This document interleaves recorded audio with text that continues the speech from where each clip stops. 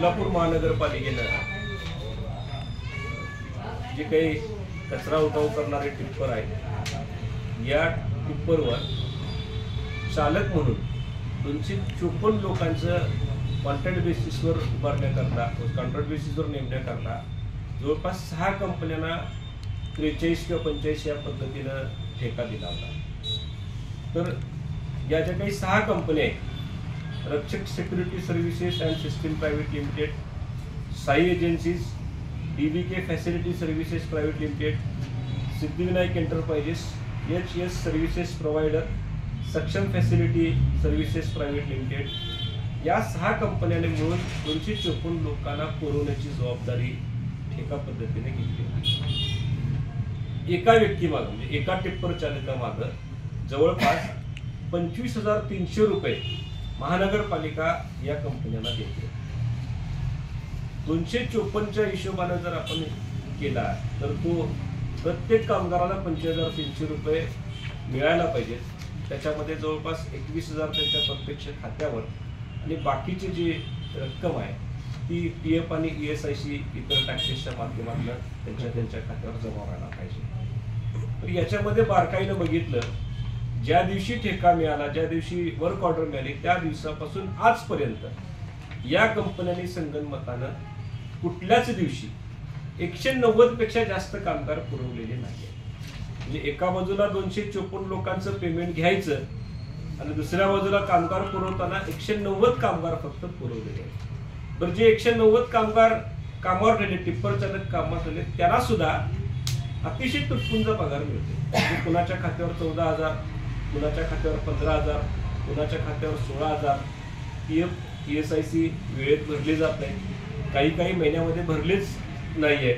तर अशा पद्धतीचा हा 1.5 कोटीच्या आसपासचा अपहार, 1.5 कोटी रक्कम आजपर्यंत या कंपन्यांनी, महानगरपालिकेचे अधिकारी आणि या कंपन्यांचे जे तथाकथित इथले कारभारी आहेत, जी सूत्र हलवत आहेत कंपन्यांची, या सगळ्यांनी मिळून 1.5 कोटीच्या आसपासचा हा घोटाळा केलेला आहे. हा घोटाळा आम्ही 254 लोकांची यादी बघितल्यानंतर तुमच्या हातामध्ये 254 लोकांची यादी मिळते, पण प्रत्यक्ष ज्यावेळी सकाळी आपण कामाच्या ठिकाणी ज्यावेळी प्रत्यक्ष आपण व्हिजिट करतोय त्यावेळी हे लक्षात येते, हे फाळणी पुस्तक आहे. म्हणजे इथलं जर काम बघितलं, कामाच्या वेळेस समजा 6-6:30च्या आसपास टिप्पर चालकांना गाड्या द्यायचे, ते टिप्पर चालकांना बोलावलं जातं, त्या टिप्पर चालकांना गाड्या देण्याची नोंद केली जाते आणि विभाग वाईज त्यांची फाळणी केली जाते आणि ते मेन्शन करणार हे फाळणी पुस्तक. या फाळणी पुस्तकाचे सॅम्पल्स काही आमच्या हातामध्ये आले. तर कुठल्याही दिवशी 190 पेक्षा जास्त कामगार आपल्याला तिथं नोंद झालेली दिसून येत नाही. प्रत्यक्ष 254 वजा 190 म्हणजे जवळपास 60 ते 65 कामगार, 180, 60 ते 65 कामगार हे फेक पद्धतीनं, चुकीच्या पद्धतीनं त्यांचे अकाउंट तयार करणे आणि त्यांच्या खात्यावर मग ट्रान्सफर करणे, अशा पद्धतीचा जो काही खेळ आहे, अशा पद्धतीचा जो काही अपहार आहे तो या कंपन्या करतायत. आम्हाला खास करून महानगरपालिकेला सांगायचं आहे, 190 मध्ये जर काम भागत असेल, 180 मध्ये जर काम भागत असेल, तर मग वर्षे 64 कशासाठी तुम्ही जास्त घेताय? महानगरपालिकेचे पैसे वाचू देत.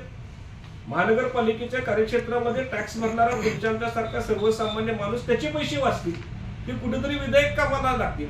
त्यामुळे हे जे काही 180, 190 हा जो काही आकडा प्रत्यक्ष पुरवला जातोय आणि वरचे पैसे जे काही लपास केले जात आहेत, खाल्ले जात आहेत, याला कुठेतरी अंकुश यावा, हे प्रेसच्या माध्यमातून सगळ्यांच्या समोर यावं, याच्यासाठी आज आम्ही ही प्रेस कॉन्फरन्स आयोजित केली होती. या सगळ्या गोष्टी वेळोवेळी महानगरपालिकेच्या अधिकाऱ्यांच्या समोर, प्रशासनाच्या समोर आम्ही सातत्यानं आणतोय.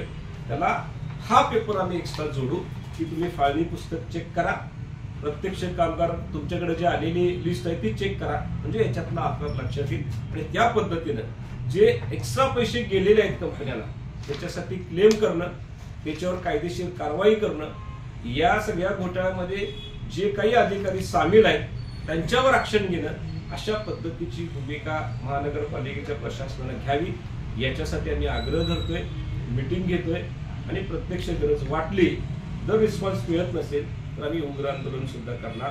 आणि हा प्रश्न कायमस्वरूपी सोडवण्याच्या दृष्टिकोनातून आम्ही पुढची दिशा आम्ही ठरवलेली आहे. या निमित्तानं मला एकच सांगायचं आहे, अरे कामगारांचे सुद्धा पैसे तुम्ही खायला मागं पुढे बघत नाही, ते तरी सोडा. बाकीच्या तर गोष्टी आहेतच, पण जो ऊन वारा थंडी पाऊस याची तमानं बळगता जो टिप्पर चालक काम करतोय त्याचे पैसे पण तुम्ही खात असला तर ही कोल्हापूरची जनता तुम्हाला माफ करणार नाही. आणि प्रशासनानं यांच्यावर अतिशय गांभीर्यानं कारवाई करावी याच्यासाठी आग्रह करून आम्ही पुढची दिशा देऊ. 6 कंपन्या राजकीय लोकांच्या असं वाटतं, म्हणजे काय राजकीय लोकांच्या जरी नसतील तर राजकीय लागेबांधे 100% आहे.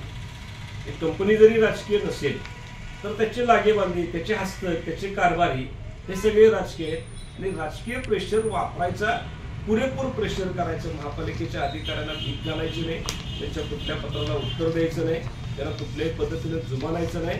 हम करे सो कायदा, तर मला सांगायचं हे चालणार नाही. कोल्हापूर आहे, इथला आवाज उठवला जाणार आणि न्याय मिळवला जाणार.